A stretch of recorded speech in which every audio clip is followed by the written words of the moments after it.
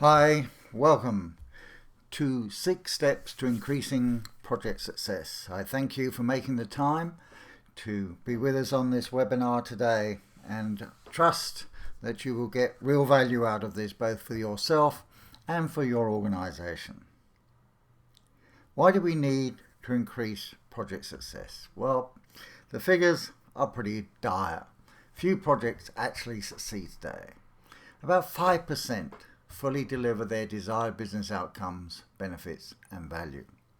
When I conducted the original research in this area some 20 plus years ago, the figure was 3%. Gee, we haven't moved very far. 40% are delivered on time on budget, but that means 60% aren't.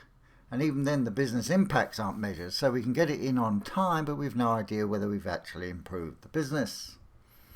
40% of projects leave their organisations worse off than before. They actually spent time and money to make things worse. 40%. And these tend to be the very big projects that are so difficult to manage using current tools. And 15% of projects fail completely, vaporise, fade away, just don't deliver anything. These are obviously not good figures.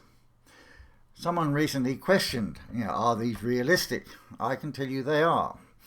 I have verified all of these numbers over my time, and they are this bad, and they were this bad back in about 1990. Here we are 25 years later, and they're still about the same figures.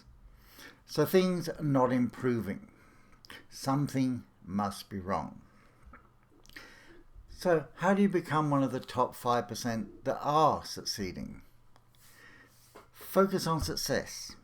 Now that may seem silly, unnecessary, but in fact it is core. Most projects are focused on not failing, on delivering, on completing, on finishing the project plan. They're not focused on success. Measure the right success measures. That is what we're going to talk about in this webinar. If you're measuring on time, on budget, you're not measuring the right success measures. You won't therefore be focused on success. Drive the project from day one to deliver the success measures. I actually have heard many people argue that you should really only define your success measures in the last month or so when you know what you're actually going to deliver. What you're going to deliver is success. It doesn't work like that, not from the business point of view. The business wants value, it wants the results, it wants the capabilities to be competitive in the market. That's what should be driving your project. And only recognize and reward achievement of the right success measures. If you're using the wrong success measures, you actually reward behavior and actions that destroy business value. And it seems ludicrous, but it is happening every day. In research we conducted among business executives, and this is the frightening thing, among business executives, they actually said they'd rather bring something in on time, on budget, rather than bring it in late and over budget and deliver more value. Because the value bit wasn't being measured, which is part of measuring the right success measures. Now just imagine if you could start every project confident that you will deliver the desired business outcomes, benefits and value for the optimum cost and in the optimum time frame. That's what you should be aiming for. That's what every project should be aiming for. Not just finishing, not just coming in on budget. This will give you a sustainable edge as you'll be able to execute your strategy and deliver your projects faster. Less waste. Do you realize that about a third of the actions on projects are rework of one sort or another? You do a test, it fails, you correct, you do another test, rework. The more clarity you have as to what you're trying to achieve and what success looks like, you actually can halve the amount of rework, if not more. You can realize your organization's strategy, which 70% are not realized. Very few organizations can do that because they don't actually know how to execute projects successfully. And increase your competitiveness as you respond to changing market conditions faster, because you can actually deliver what you set out to do in the optimum time frame for the optimum cost. These things are possible, but they're just not being targeted at the moment. The bottom line is there are 6 steps to increasing project success, which we're going to talk about in this webinar. And if you don't adopt and pursue all of them, you cannot be wholly successful. They all come together, as we'll explain later. It's not only about what you do, but how you do it that determines your level of success. I see so many project managers with, in effect, tick lists. If I tick this and complete, I've succeeded. No, it's not just completion, it's about how you complete, what you do, the flavour of it, the colour of it. All of these things make a difference to the results you're going to achieve. The good news is it's not difficult. And we've solved the biggest problem that's been holding organisations back from targeting and measuring true success. But it does require a change in mindset, for you to challenge some of your existing beliefs and assumptions, because the way we go about projects today is basically one of the major problems.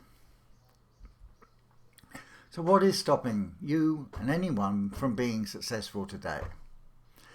The definition of success is debated, and the orthodox measures of success that are commonly used, on time, on budget, are both wrong and dangerous.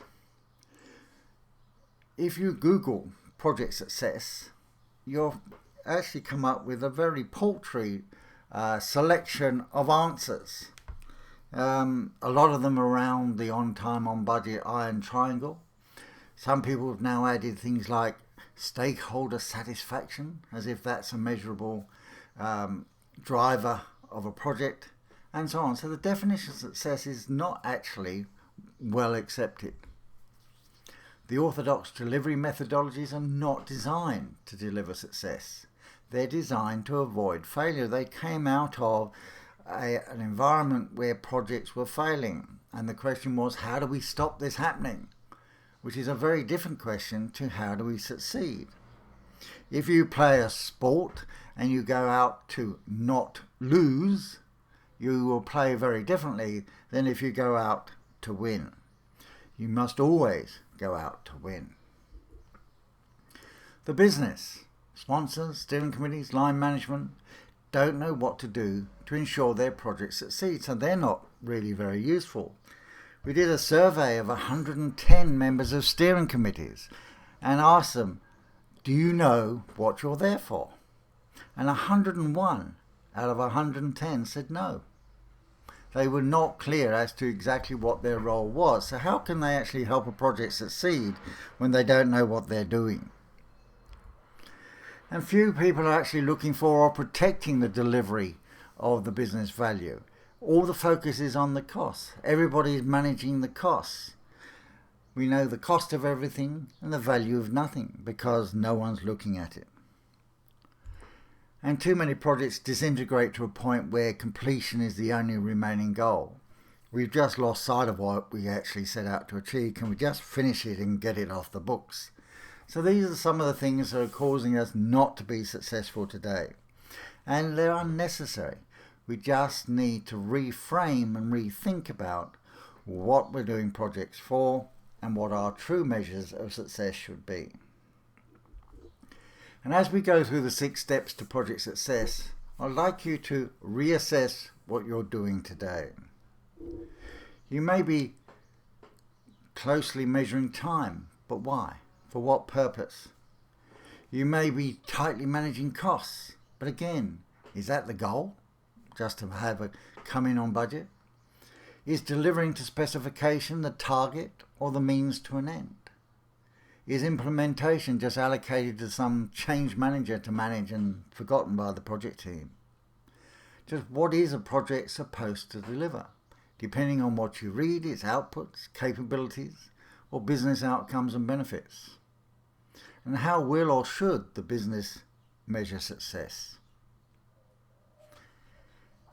As we go through the 6 steps, after each one, we give you a checklist.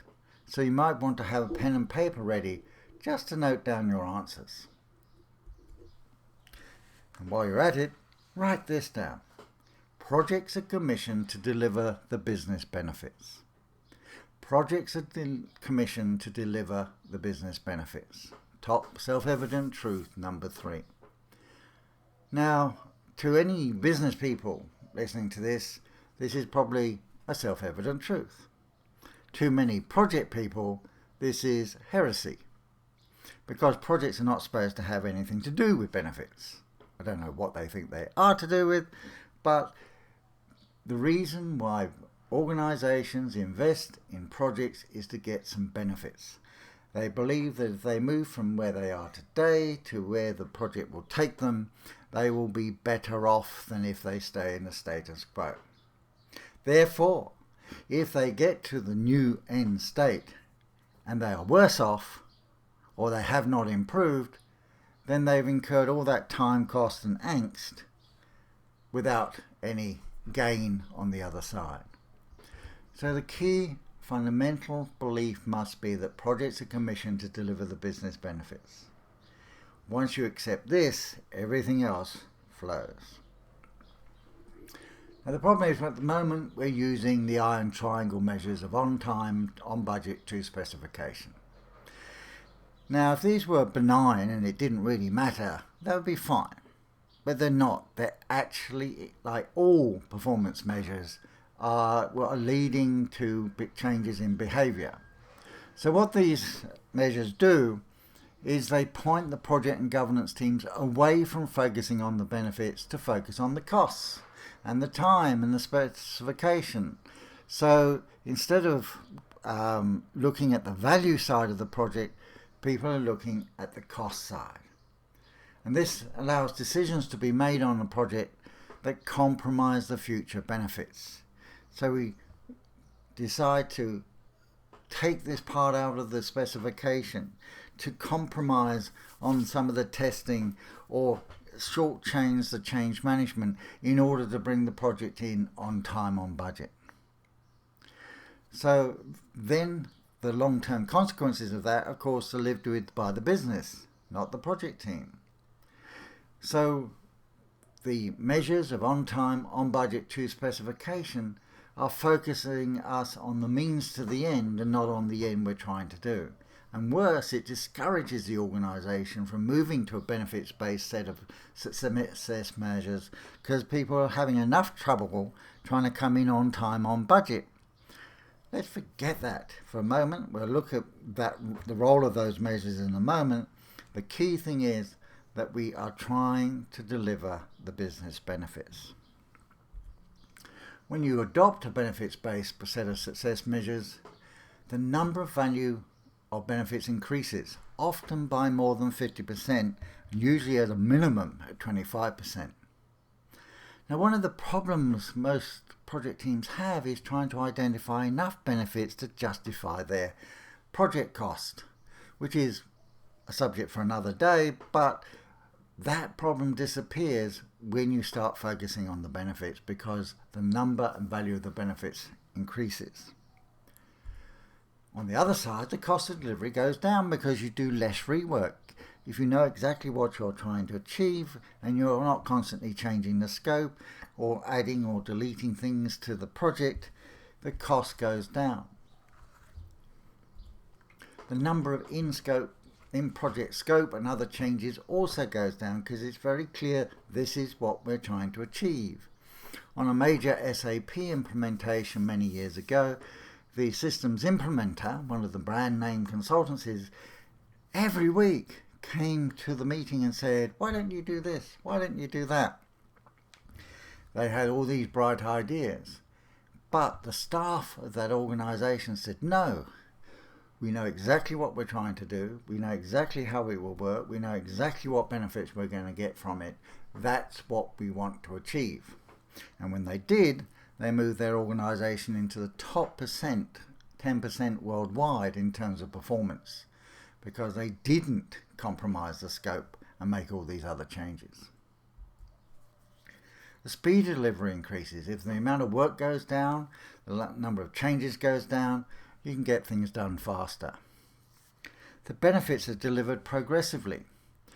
The number of times I read that benefits come after the end of the project. Some do, but not all of them do. There is absolutely no reason why they cannot be delivered progressively throughout the project, and as we'll talk later, at the point of implementation as well as subsequently. The sooner you get the benefits, the sooner you can bank value. But this is key. Everyone is focused on achieving the same set of outcomes, benefits and value measures. What happens in a normal project is there's a lot of fuzziness about objectives and outputs and deliverables and milestones and capabilities and cost budgets and timeframes and project plans. What are the measures of success? What are we focusing on? Nobody can really articulate it, and each group will probably have a different list. When you actually define the desired business outcomes, benefits and value that you're trying to achieve, that becomes the focal point for everyone associated with the project, either on it or a recipient of it. And each element and how it contributes to the final success measures is clear. Everything that's being done can be linked back to what you're trying to achieve. Hopefully that makes perfect sense. Because every day that you delay, you're compromising the business results and destroying value. Over some years, we did some in-depth research on 59 different major projects. These are all over 10 million. None of them had ever defined their desired business outcome. Some have been going for 5 years and still had not defined exactly what they were trying to achieve, which may explain why they've been going for 5 years. The available business benefits are not identified, targeted or delivered, or at least not all of them. Now sometimes obviously for political reasons people want to slip some benefits in their back pocket to use on another project, but when you walk in to an organisation that says we can't find any benefits for this project, and you find 20 million or 40 million or in one case 72 million, you go, folks, something must be wrong with your processes. The costs of delivery increase because you're doing more than you need to and you're changing things and scrapping things and doing rework. Decisions are made in order to bring the project in on budget that destroy longer term business value. In one case recently, the costs suddenly blew out by 12% over the budget. And so there was a panic. And the only question asked was, how can we cut the scope to come in on budget? And they did cut the scope to come in on budget and destroyed all of the productivity gains that project was supposed to be delivering. So the business got a result with no benefits. And the other factor is different parties can have different expectations and goals that are pulling in different directions. And one of the skills a project manager now has to have is expectation management.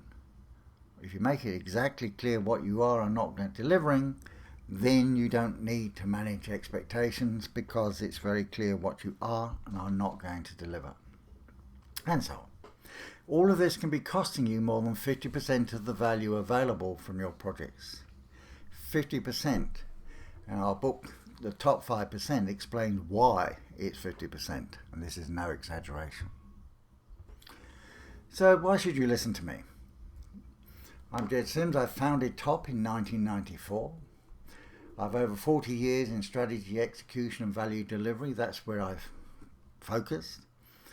Yet some years ago, I was given accountability for all projects in a major bank. That was mergers and acquisitions, organisational redesign, operational improvement, as well as IT.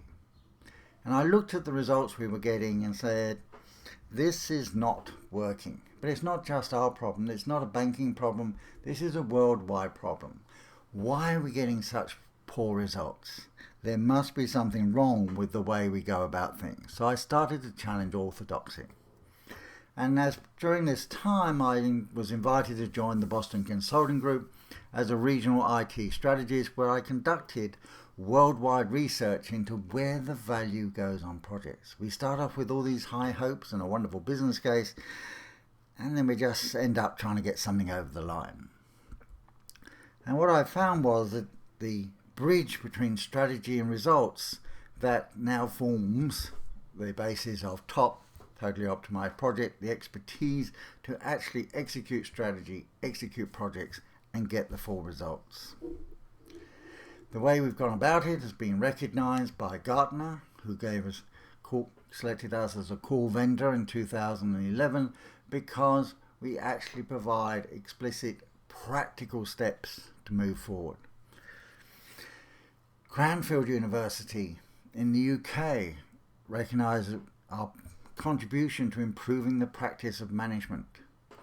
The Australian Innovation Award selected us as one of the top innovations in the country. And Harvard Business School said we were 3 to 5 years ahead of the competition. So there's not us just saying this works, our clients say it, and the external authorities as well. So let's get to the 6 steps to increasing project success. And remember that point I made a few moments ago, that the size of the prize is the potential doubling of delivered value. Potential doubling of delivered value. So this is worthwhile. This is not just improving things at the margin. This has significant impact. To increase project success, you need to start by building on what you're doing already. Now, this is the iron triangle, but reframed, not just as a normal sort of triangle, but with specification, cost, time. And we'll explain why this is so important. At the bottom it says this is the project manager's perspective, which is why these measures have become so all-pervasive. Project management fraternity has taken control of projects, which sounds understandable, but has also set the performance measures as the specification, cost and time. The business has abdicated this to the project managers, and frighteningly, as I've mentioned earlier, most business execs will say that their measures of success are on time, on budget. When in fact, there's another side to this whole triangle. We call it the top value triangle. And this is the project governance team's perspective. This is where the sponsor, the steering committee and the business should be focused. How are we going to get this implemented effectively? What are the business outcomes that the project is going to deliver? And what are the business outcomes, benefits and value that we're going to get out of this investment? This side of the triangle is largely missing in organizations. They're just not identified. That's the gap that needs to be filled if you're going to increase project success. Because if you're not focused on success, if you can't measure success, if you can't reward success, you're not going to get success. So let's go through each of these individually. Delivering to specification, also known as delivering to quality or to scope or any combination of these things. Now, the frightening thing is that this is usually the first element compromised. As I explained a moment ago, the budget went up 12%. What are we going to compromise in terms of the specification was the first question asked. Not even, why have the costs gone up? It wasn't even asked. But anyway, in fact, it's the most important element on this side of the triangle.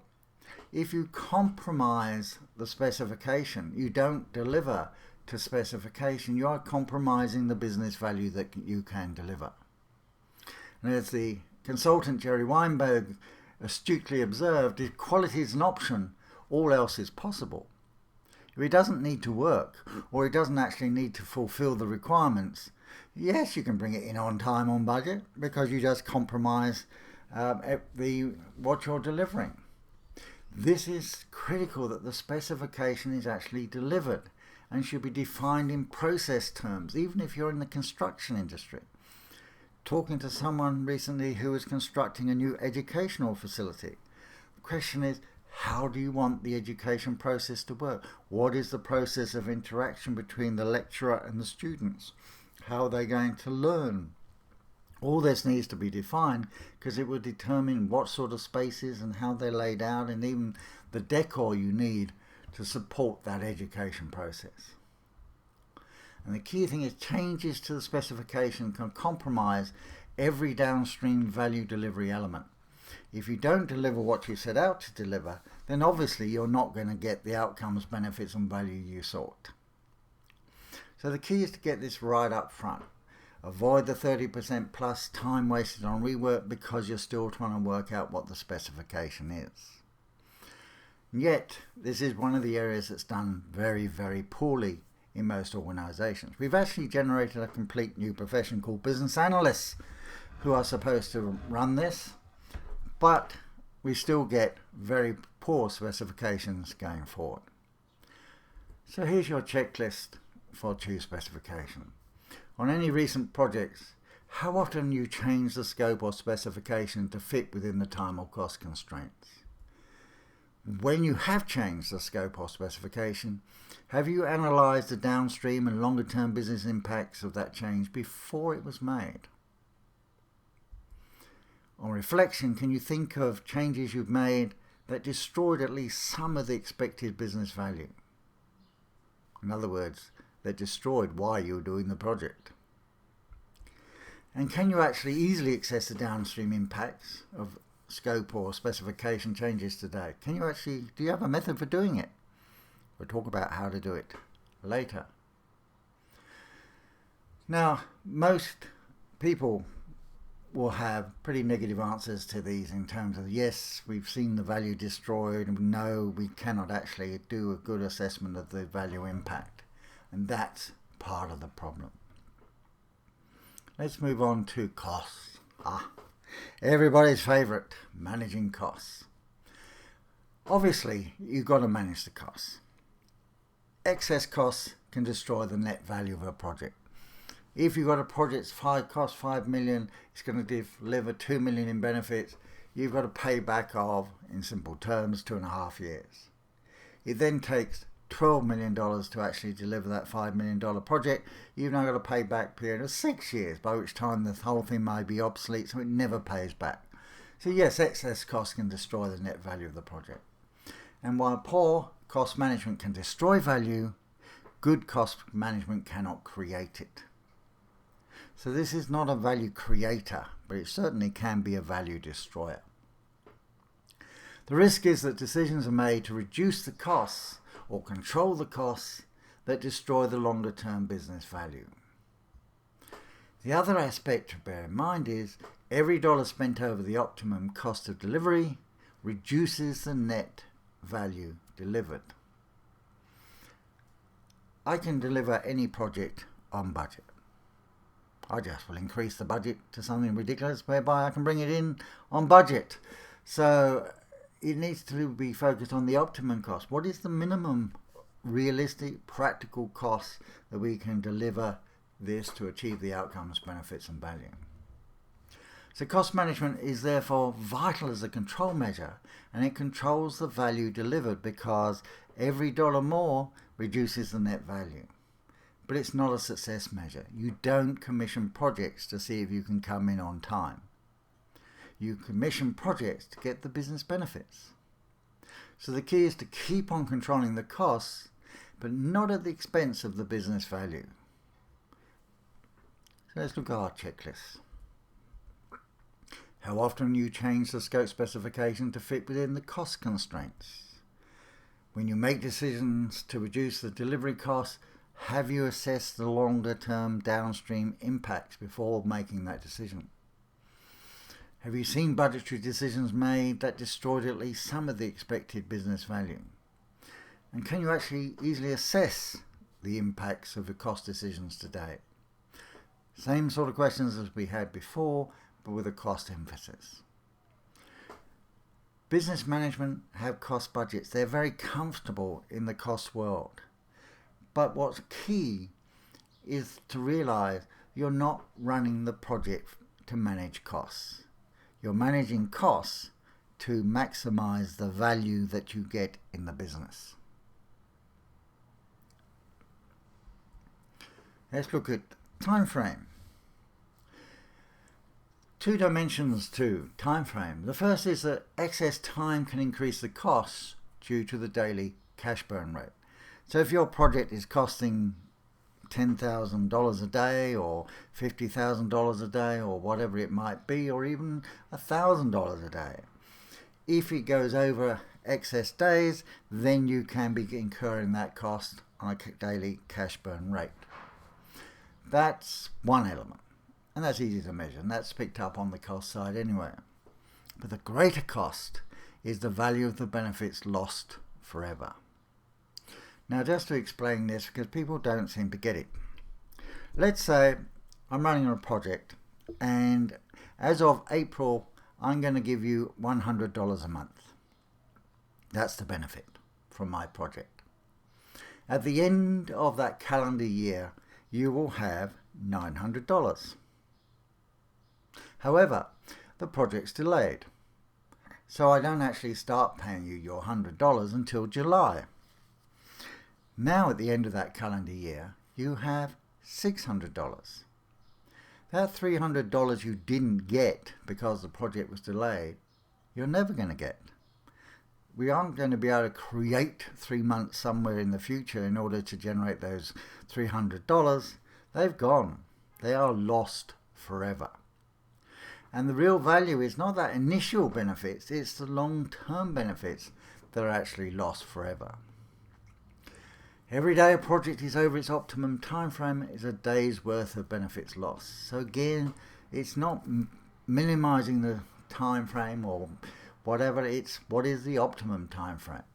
And the risk is that decisions are made to bring the project in on time, that compromise the quality, the implementation effectiveness, and results delivered. But we keep seeing people say, well, we haven't got time to do change management properly or testing properly or whatever. We've got to get this in. Now, occasionally there is a deadline that absolutely has to be met. But that comes back to a whole range of other measurement systems. But the key thing is that coming in on time is not a measure of success. It's critical, but it actually controls the value available. In our $100 a month example, by being 3 months late, we've just reduced the value available by $300. So we've got to continue tightly managing time to realize the benefits and maximize the benefits available to be realized. Then we have our checklist, which was going to look very familiar. Have you changed the scope specification to fit within time? Do you fully analyze the downstream impacts of those time changes? Do you think of compromises you've achieved that occurred as a result of time decisions, and can you actually easily measure them? In other words, are you in control of your value?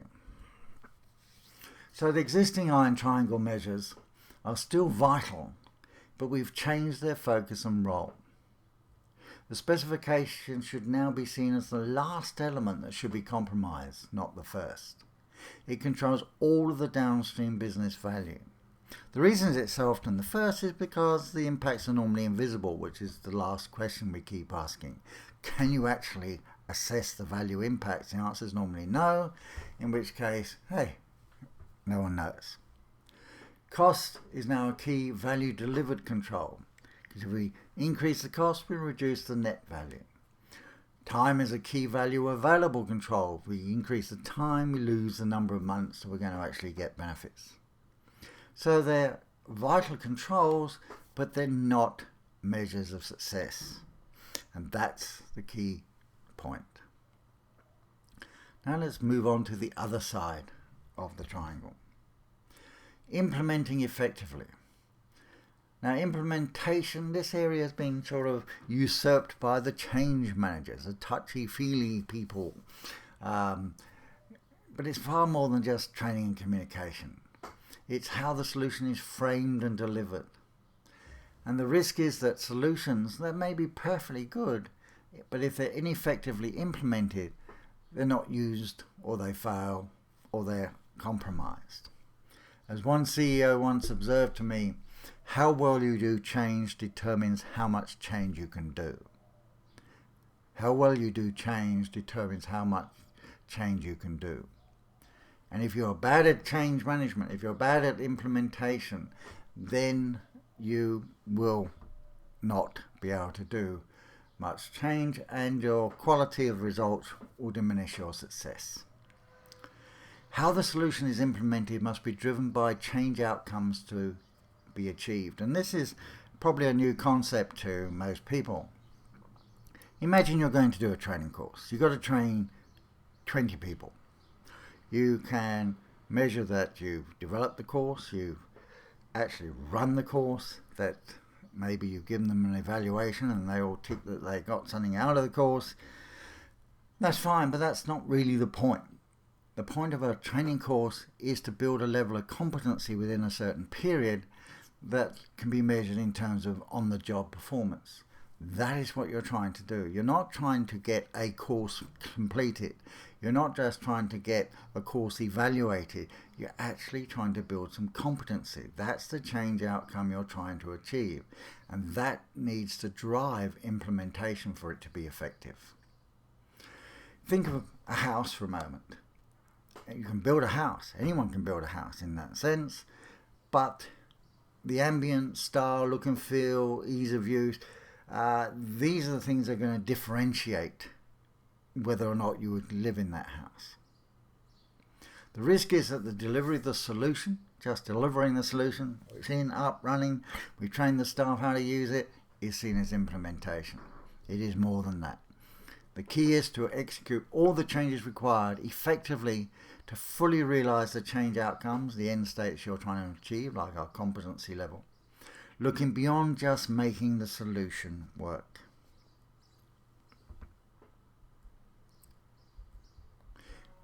On any recent projects, has the focus been on getting the solution in, up and running, which is in most cases, or realizing the defined desired business outcome benefits? What are you trying to achieve? Where's the focus in the project?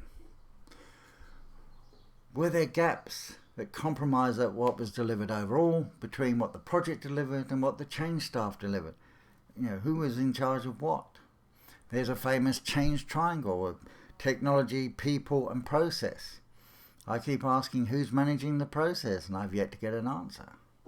That's what I mean by a gap. Was resistance to change assumed, created or negated? Resistance to change is created in most projects, or it's assumed. I saw one change manager who'd just done a countrywide roadshow where something like 90% of his slides were about resistance to change and how they were going to counter it. I told him he'd just trained his staff to resist. If you do it well, you can have minimal resistance to change.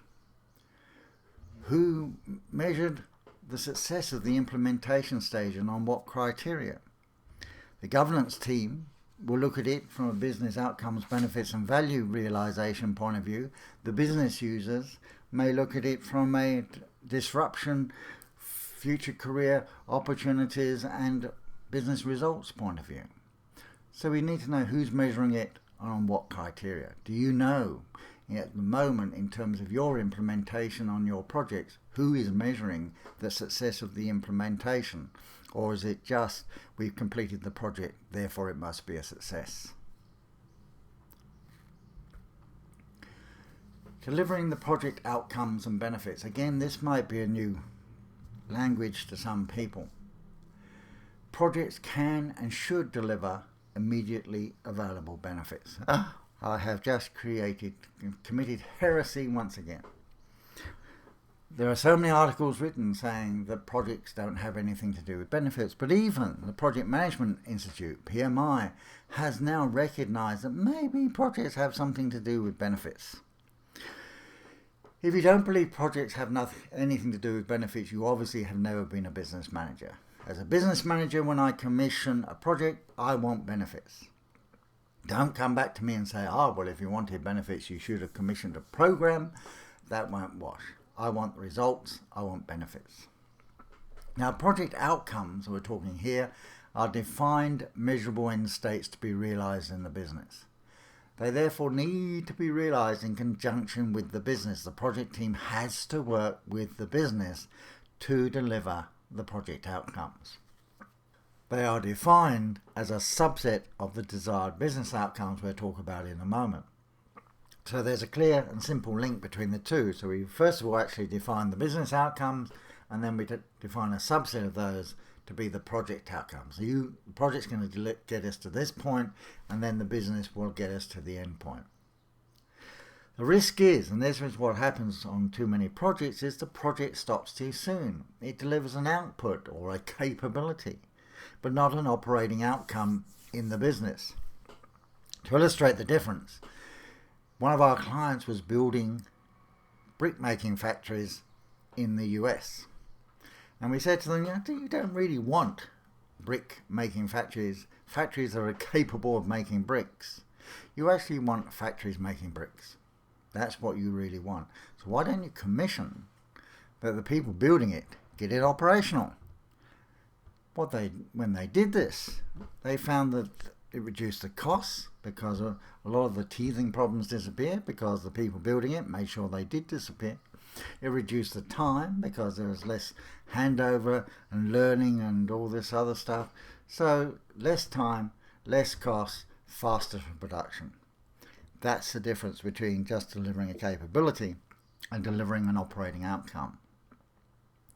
When the project outcome is delivered, the immediately available benefits can be delivered. And this simplifies benefits management because you just focused on the outcomes. You don't have to be managing all these benefits separately because you know that as soon as you get to that outcome and you've delivered it and you can measure it, then you know the benefits will be available. Here we're talking about immediately available benefits, i.e. those that come at the time of implementing the project solution.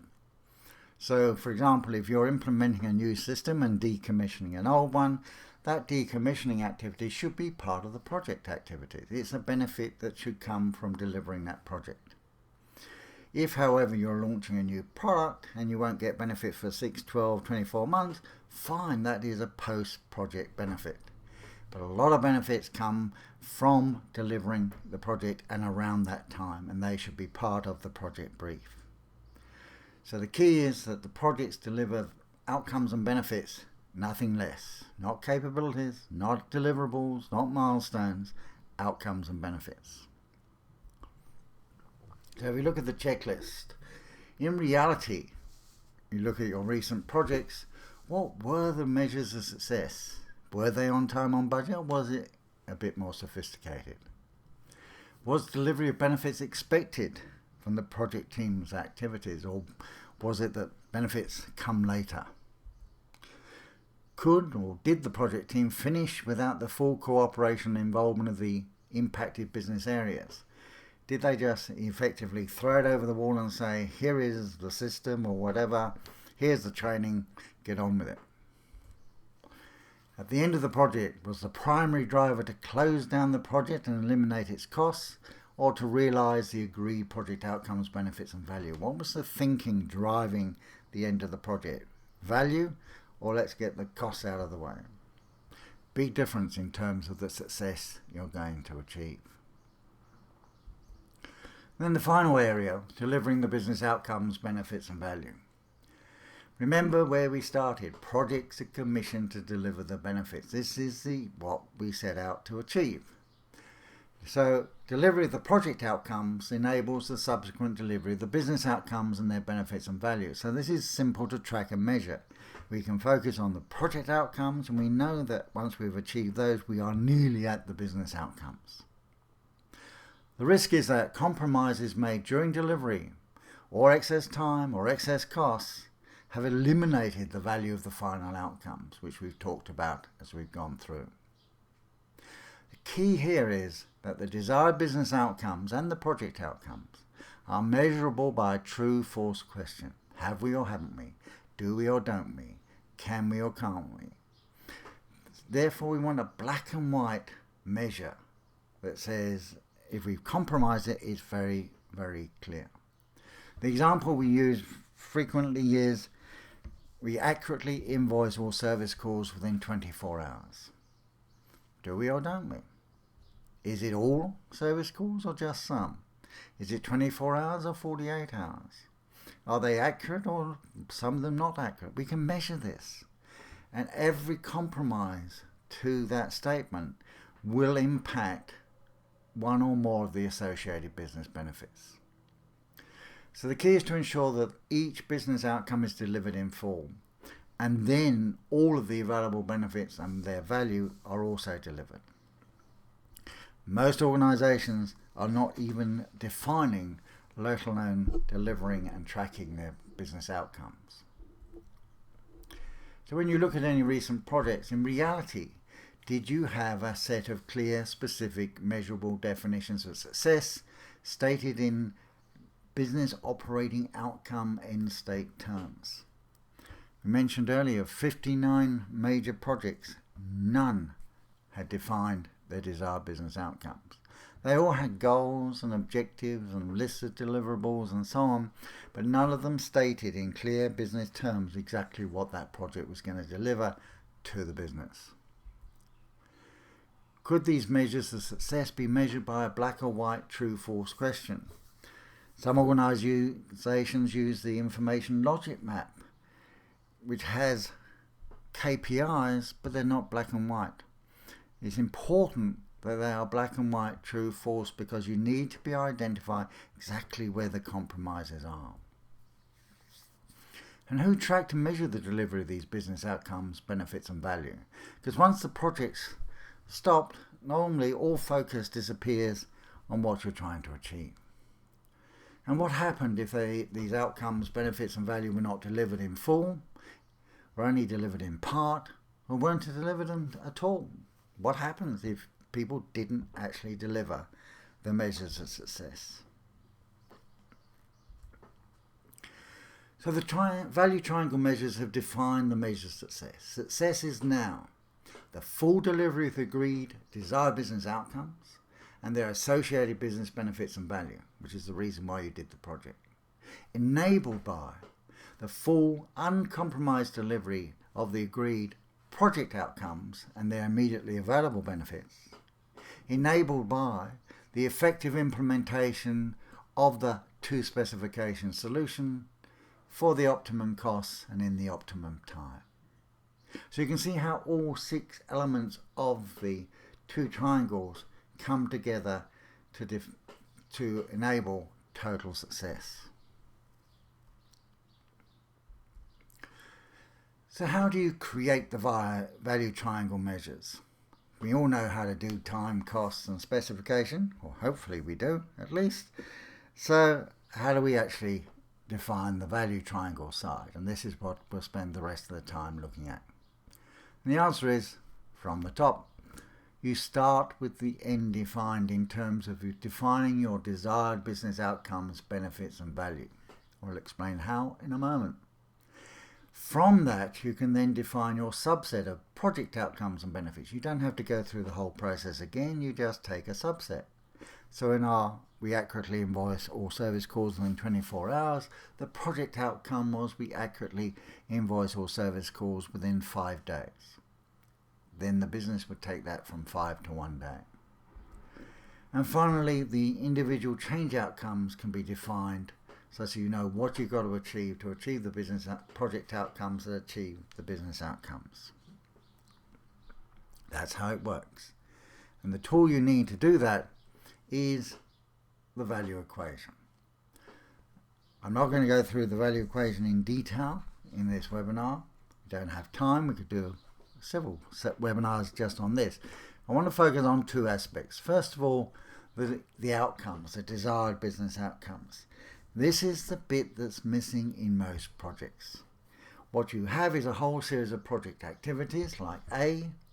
You have some financial quantification of benefits, V, and a gap between called hope. So the thing that's missing is clear, specific definitions of exactly what the business end state should be, the benefits that come from delivering each of those, and then the financial benefits attached to those benefits. So the key thing that TOP has done is solve this problem. How do you make measurable the business outcomes? That is part of the value equation. The other key aspect here are the activities. It's not just the project activities. One of the major reasons why projects fail, or are not wholly successful at least, is the project team knew what they were doing, but nobody else knew what they were supposed to be doing. So you've got to identify, plan, and manage and execute all the changes, whether they're being done by the project team or by the business. All of them have to be identified, and a lot of the business ones can be done concurrently with the project to realize benefits along the way. But it's more than just what you've got to do, as we said, it's how you do it as well. The key to the value equation is clarity, specificity, and measurability. Desired business outcome statements, for example, must be clear that anyone can understand them. Measurable by a true-false question. Do we or don't we? Can we or can't we? Complete in that they cover all of the dimensions of the project. For an average project, you might have anywhere between 6 and 16, sometimes up to 20 outcome statements. For a program of multiple projects, then any multiplication of that. But your outcome statements need to cover all dimensions of the project. They're then structured in what we call an outcomes dependency roadmap, which illustrates how the different projects should be organized, how the outcomes should be delivered to minimize rework and maximize the value. And each outcome statement needs to have its benefits and value attached to it. So you know the value of every single outcome. You know which benefits will become available when that outcome is delivered. And there's our example. We accurately invoice all service calls within 24 hours. Similar rules apply to change activities. They must be complete, including the business and project activities. We're not just interested in what the project team has to do. Start with an action verb. It's not about call center staff need to be trained. It's train call center staff. Each needs to deliver a measurable output such that you can actually ascertain that it's not only been completed, but to the quality required. Be structured into a change identification framework so we know what type of change it actually is, and be linked to the specific change outcome that the activity will deliver. So what are we really trying to achieve with this series of changes? Upload the spare parts price catalogue to the company portal. Is it uploaded or not? We can measure that. Is it complete and to the quality required? We can measure that as well to know whether in fact that activity is complete. So this is how you move your organization into the top 5%. Because the use of the value equation will immediately increase the value identified for any existing project. As we said earlier, often it's over 50%. Some of the examples I will show you next is well over 100%. It refocuses each project to deliver the desired business outcomes, not just the project outputs. It's looking beyond what the project's doing to what are we trying to achieve in the business, remembering that we commission projects to deliver the business benefits. It increases the results delivered by each project because we now know what results we're trying to achieve. It increases the measurability of each project's success because every element of the value equation is measurable. The activities are measurable by each output that each activity generates. The outcomes are measurable by a true-false question. The benefits are measurable. The values are measurable, and so on. And it increases your confidence that what you start, you can deliver because you've got your eyes on the prize. Here's some examples of what you can achieve. Now here are some that we've achieved over the years where we had a before and after comparison, where the in-house people had tried to develop their own benefits and then we applied the value equation. I'm not going to read them to you. The key point I want to make here is the scale of difference. And we could add another 10 similar examples of similar scale. So these are not just cherry-picked. So what should you do from here? You don't need to boil the ocean. You can start small and make a big impression. This is what we recommend. You take an existing project that already has a business case. You apply the value equation approach to this project to generate the project's value equation. Compare the result to the previous value proposition in the business case, and we will actually guarantee that it will be significantly better. Then you can define a subset of project outcomes and benefits for the project team to deliver. Realign all of the on and off project activities to deliver these project and business outcomes. Track and measure the progressive delivery of the change activities and outcomes. Track and measure the progressive delivery of the project outcomes and then the business outcomes. Then rinse and repeat, having demonstrated the value, because by now you would have increased the value targeted and increased the value delivered. That's what it's all about. So how do you become successful? How do you ensure that your projects are successful? You first obviously need to learn how to define your value equation. It's a very powerful tool, but it's simple to learn and become certified in. Once you know how to generate the top value equation, you will be generating the value triangle measures of success. It's a 3-day intensive course that covers the power of the value equation and the principles on which it's based. And this is important to know because the powerful underpinnings of the value equation explain why it produces such great results. How to define your desired business outcomes. People are quite amazed at where they start as opposed to where they finish going through this process, as they suddenly identify business outcomes they've never thought about before. How to generate an outcomes dependency roadmap that shows the optimum delivery sequence enables path dependency control on your project. You may remember as we went through the various parts of the iron triangle, for example, I kept asking, have you actually got a mechanism to identify the value impacts of what you're proposing, any changes to specification, cost or time? The outcomes dependency roadmap gives you that tool. With that roadmap, you can then identify the downstream impacts of any proposed change. That allows you to protect the business value of your projects and maximize success. How to identify and maximize your business benefits. It's amazing how many projects struggle to actually identify enough benefits to get their projects approved. We take a completely different approach, which often ends up with too many benefits. Over 100 different benefits for a project, which is often unheard of, which is why we were getting the results that you've seen. How to model your financial benefits so you can track their up-to-date value throughout the project and beyond, so that if the bases and assumptions behind the financial benefits change, maybe due to market changes or economic changes or even business changes, you can track that. Is the project still viable? What is the value of the benefits we can actually realize? How to identify all of the change activities required to deliver the business outcomes, benefits and value, not just the project activities, but what the business needs to be doing. And often they can do a lot of these activities concurrently with the project and get benefits before we've even finished the project. Plus, hands-on exercises for each step so that you actually see the results. In fact, we encourage people to bring one of their own projects to the course such that you leave with a value equation for your project. This course transforms the way people look at projects.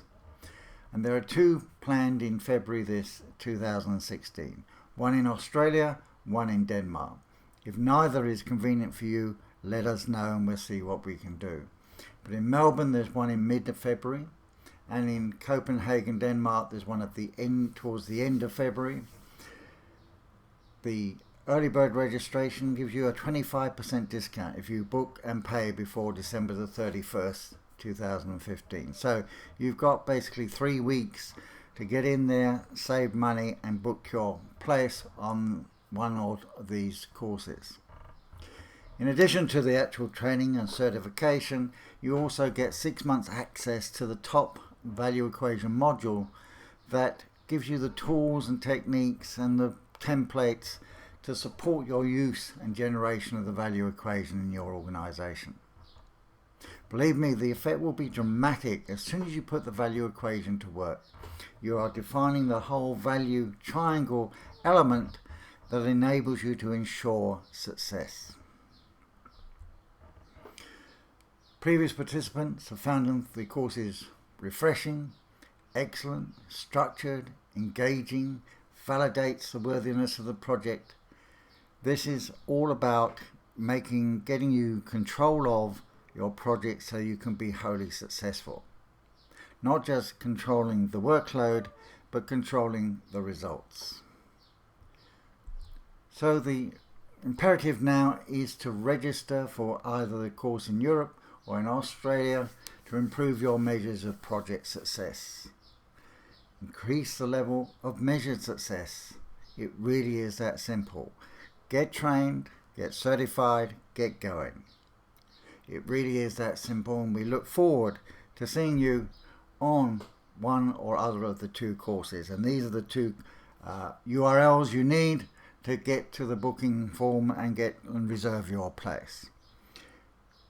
These are limited to only about 8 to 10 people because that's what gets them optimum dynamics. So you need to get in, book your place, take advantage of the 25% discount by the end of December, and we look forward to seeing you in the new year.